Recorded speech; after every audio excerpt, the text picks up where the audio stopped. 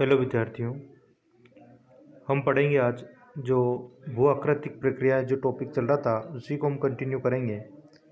तो देखिए आप भू आकृतिक जो प्रक्रिया है ना, इसका जो अर्थ है, देखिए जैसे भू आकृतिक प्रक्रिया या जियोमॉर्फिक प्रोसेस धरातल के पदार्थों पर अंतर्जनित एवं बहिर्जनित बलों द्वारा भौतिक दबाव तथा रासायनिक क्रियाओं के कारण भूतल के विन्यास में परिवर्तन को हम भू आकृतिक प्रक्रियाएं कहते हैं। ये इम्पोर्टेंट है, आपके अलग से जो है नोट्स बना के भी इसको बताया है, तो इसको आपको कंप्लीट करना है कि नोट भी करना है आपको कि भू आकृतिक प्रक्रियाएं जियोमॉर्फिक प्रोसेस क्या होता है।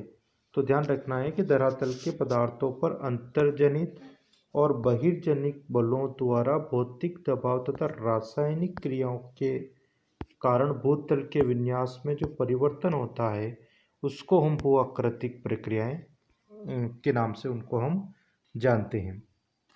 तो यहाँ पर आपको समझना है कि जो ये जो भू आकृतिक कारक जो होते हैं या ये जो प्रोसेस हो रहा है इसमें बात करेंगे भू आकृतिक कारकों की। तो यहाँ पर हम बात करें तो आप देखें कि ऐसे जो कारक जो धरातल के पदार्थों का अधिग्रहण यानी कि धरातल के जो पदार्थ होते हैं उनको वो साथ में लेकर या उसका अधिग्रहण तथा परिवहन करने में सक्षम होते हैं। तो ऐसे जो कारक होते हैं उन कारकों को हम जो है वो आकृतिक कारक के नाम से जानते हैं, और इसमें आपके जल, हिम, वायु, लहरें, धाराएं आ जाती हैं। तो यहाँ पर आप समझे कि जो जल, हिम, वायु, लहरें और धाराएं ये सभी आपके क्या है, भू आकृतिक कारक के अंतर्गत इनको हम रखेंगे या भू आकृतिक कारकों के नाम से ये जाने जाएंगे। तो मैंने आपको बताया कि ऐसे पदार्थ जो धरातल के पदार्थों का अधिग्रहण तथा परिवहन करने में सक्षम होते हैं, है ना, धरातल के पदार्थों का अधिग्रहण और परिवहन करने में सक्षम होते हैं। और ऐसे जो कारक हैं वो कौन कौन से कारक हैं, जैसा मैंने आपको बताया फिर बता रहा हूँ, जल, हिम, वायु, लहरें और धाराएं, है ना, ये जो कारक है अपने आप में क्या कहलाते हैं, वो आकृतिक कारक आपके ये कहलाते हैं। तो ये भी आपके वेरी इंपॉर्टेंट है, इसको भी आपको कंप्लीट आपको करना है। जो इम्पोर्टेंट चीज़ें हैं उनको मैं आप यहाँ पर जो है इस चैप्टर के अंतर्गत हम बात करेंगे, उसी को हम पढ़ेंगे। यहाँ पर हम बात करें, आगे हम देखें तो जो भू आकृतिक कारक जो मैंने आपको बताया, जैसा मैं आपको थोड़ा सा जो है इसको और डिटेल में ले जाता हूँ।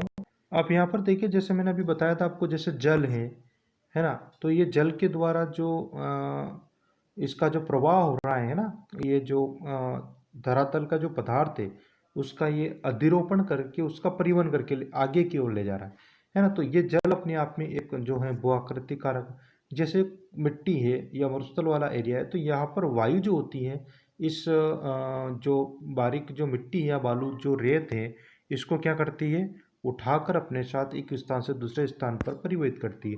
जैसे ये आपको दिखाई दे रहा है हिमोड वाला जो क्षेत्र, यानी कि जो हिम वाला जो क्षेत्र, यानी कि जो ऊंचे पर्वतीय क्षेत्र होते हैं जहाँ पर हमेशा बर्फ जमी रहती है, तो जो हिम वाला जो भाग होता है वो ऊपर से नीचे की ओर गति करता है और उसके साथ में पदार्थों का अधिरोपण या परिवहन अपने साथ करता है।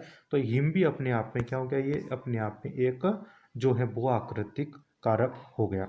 अब बात आती है आपके यहाँ पे, तो ये जो कारक होते हैं, ये सभी जो कारक होते हैं ढाल प्रवणता के कारण गतिशील होते हैं, है ना। हम इसकी बात करेंगे, स्लोप की बात करेंगे। तो ये जो सभी कारक है ये किस कैसे जो है गतिशील हो रहे हैं या अपने आप में हम देखें तो ये गति कर रहे हैं, तो ये सभी जो है ढाल प्रवणता के कारण क्या होते हैं, गतिशील होते हैं।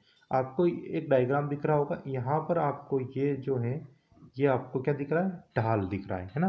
तो स्लोप आपको ये दिख रहा है। तो ढाल प्रवणता का मतलब होता है ढाल का जो स्लोप, यानी कि कितना जो ढाल है उसके ऊपर डिपेंड करता है कि वहाँ पर जो है धरातल का अधिरोपण या परिवहन कितना होगा।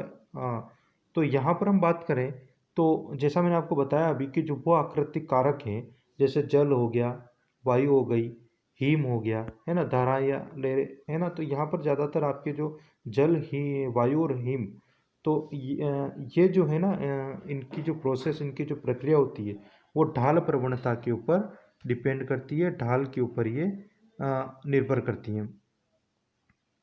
तो ये क्या करती हैं कि ऊंचे क्षेत्रों से पदार्थों को हटाकर निचले क्षेत्रों में क्या करती हैं, ये जमा देते हैं, और इससे ही क्या होता है, निक्षेपण होता है ना, निक्षेपण। तो निक्षेपण को आप समझे, निक्षेपण क्या होता है कि ऊंचे क्षेत्रों से जल के द्वारा, वायु के द्वारा, हिम के द्वारा पदार्थों को हटाकर निचले क्षेत्रों में अगर उसको जमा कर दिया गया है तो वो जमाव आपके क्या कहलाता है, निक्षेपण आपके वो कहलाता है। तो इस प्रकार से जो है आप इसको यहाँ पे समझे। अब हम बात करेंगे कि अपने आप में जो आपके जो ये कारक हैं, है ना, जो बहुआकृतिक कारक होते हैं, तो ये जो है स्लोप के आधार पर और गुरुत्वाकर्षण बल जो होता है ना, इनके द्वारा जो है ये काम अपने आप में करते हैं। तो आप देखिए यहाँ पे, है ना, ये आपको जो ढाल प्रवणता आपको दिख रहा है। अब हम बात करते हैं आपके अंतर्जनित प्रक्रियाएं।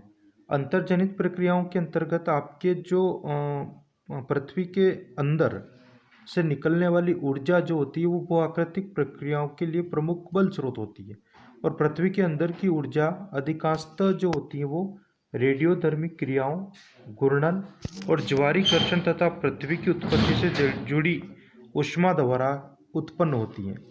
तो यहाँ पर हम बात करें तो भूतापीय प्रवणता एवं अंदर से निकले ऊष्मा प्रवाह से प्राप्त ऊर्जा पटल विरूपण एवं ज्वालामुखीता को प्रेरित करती है। तो आपके जो अंतर्जनित जो प्रक्रियाएं हैं वो आपके यहाँ पे एक तो पटल विरूपण के रूप में और एक ज्वालामुखीता के रूप में आपके सामने मुख्य रूप से आपके जो है आती हैं। तो यहाँ पर हम बात करें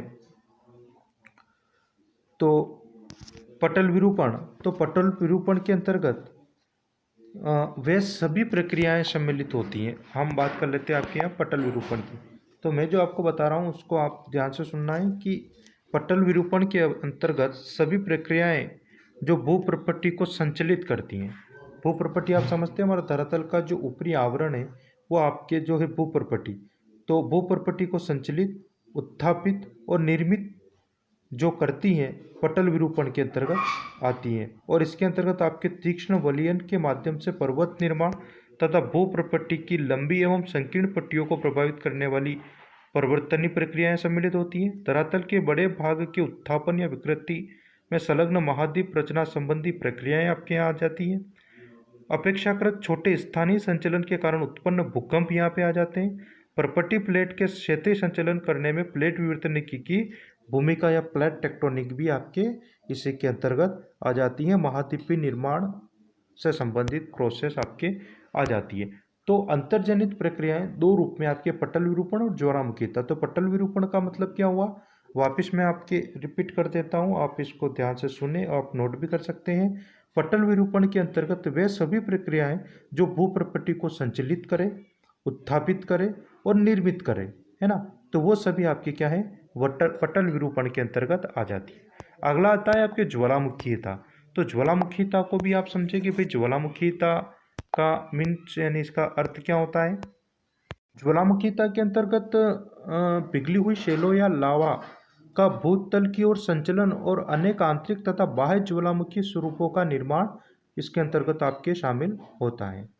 तो ज्वालामुखीता का मतलब समझे आप अच्छे से कि इसमें जो है पिघली हुई शैलों या लावा का भूतल की ओर संचलन एवं अनेक आंतरिक तथा बाह्य ज्वालामुखी स्वरूपों का निर्माण।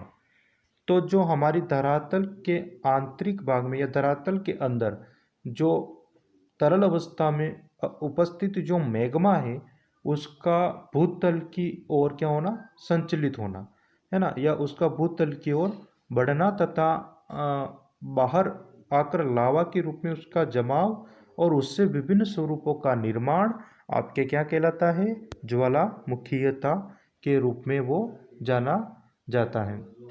तो ये दो चीज़ें आपके यहाँ पर आपके ध्यान आपको रखना है, कंप्लीट आपके होती है। तो अंतर्जनित प्रोसेस के अंतर्गत आपके क्या आ जाएगा, अंतर्जनित बलों के अंतर्गत आपके एक तो पटल विरूपण और एक आपकी ये ज्वालामुखीता आपके मुख्य रूप से आती है। अब हम बात करने जा रहे हैं बहिर्जनिक प्रक्रियाएं। बहिर्जनिक प्रक्रियाओं के अंतर्गत आप देखें कि बहिर्जनिक प्रक्रियाएं अपनी ऊर्जा जो होती हैं, वो अपनी जो ऊर्जा है वो सूर्य द्वारा निर्धारित वायुमंडलीय ऊर्जा एवं अंतर्जनित शक्तियों से नियंत्रित विवर्तनिक कारकों से उत्पन्न प्रवणता से प्राप्त करती है। इसको आप नोट कर लें अच्छे से, इसको आपको ध्यान आपको यहाँ पे रखना है कि बहिर्जनिक प्रक्रियाएं जो हैं वो अपनी ऊर्जा जो है सूर्य द्वारा निर्धारित वायुमंडलीय ऊर्जा एवं अंतर्जनित शक्तियों से नियंत्रित विवर्तनिक कारकों से उत्पन्न प्रवणता से प्राप्त करती है। प्रवणता का मतलब हुआ कि जो उसका जो ढाल का जो है स्लोप जो है वो उसकी प्रवणता यानी कि वो कितना कम या ज़्यादा है, उससे जो प्रवणता हमारे सामने आती है उससे ये जो है ऊर्जा उसको बहिर्जनिक प्रक्रियाओं को मिलती है। तो यहाँ पर देखें आप, एक चीज़ आती है आपके प्रतिबल, है ना। तो जैसे ये ढाल है कोई ये जैसे स्लोप है या ढाल है, तो इसके जो सहारे है ना जो बल लगेगा यानी कि प्रतिबल, यानी कि हम बात करें कोई पदार्थ इसके सहारे परिवहित हो रहा है, आगे की ओर बढ़ रहा है ना, तो वहाँ पर जो प्रति इकाई क्षेत्र पर जो बल प्रयुक्त हो रहा है या प्रति इकाई क्षेत्र पर अनुप्रयुक्त बल जो है वो आपके क्या कहलाता है, प्रतिबल कहलाता है। इसको यहाँ पर बताने का मेरा उद्देश्य है कि आपके छोटा सा प्रश्न 1 नंबर का पूछा जा सकता है कि प्रतिबल से आप क्या समझते हैं, तो आपको बताना है कि प्रति इकाई क्षेत्र पर अनुप्रयुक्त बल को हम क्या कहते हैं, प्रतिबल कहते हैं। अब हम जैसे बाकी आगे बात करें बहिर्जनिक प्रक्रियाओं के अंतर्गत हम बात करें तो इसके अंतर्गत एक विस्तृत जो शब्द इस्तेमाल होता है जो हम पढ़ते हैं वो आता है आपके अनाच्छादन। और अनाच्छादन की जो प्रोसेस है, अनाच्छादन के अंतर्गत हम बात करें तो सभी बहिर्जनिक भू आकृतिक प्रक्रियाओं को अनाच्छादन के अंतर्गत रखा जाता है ना। वापिस रिपीट कर रहा हूँ, सभी बहिर्जनिक भू आकृतिक प्रक्रियाओं को अनाच्छादन के अंतर्गत रखा जाता है। अनाच्छादन का जो अर्थ होता है वो होता है आपके निरावृत करना या आवरण हटाना। आप अच्छे से समझे, है ना, कि अनाच्छादन का मतलब निरावृत करना या आवरण हटाना। ये हटाना जो है वो आपके अनाच्छादन के अंतर्गत उसको रखा जाएगा।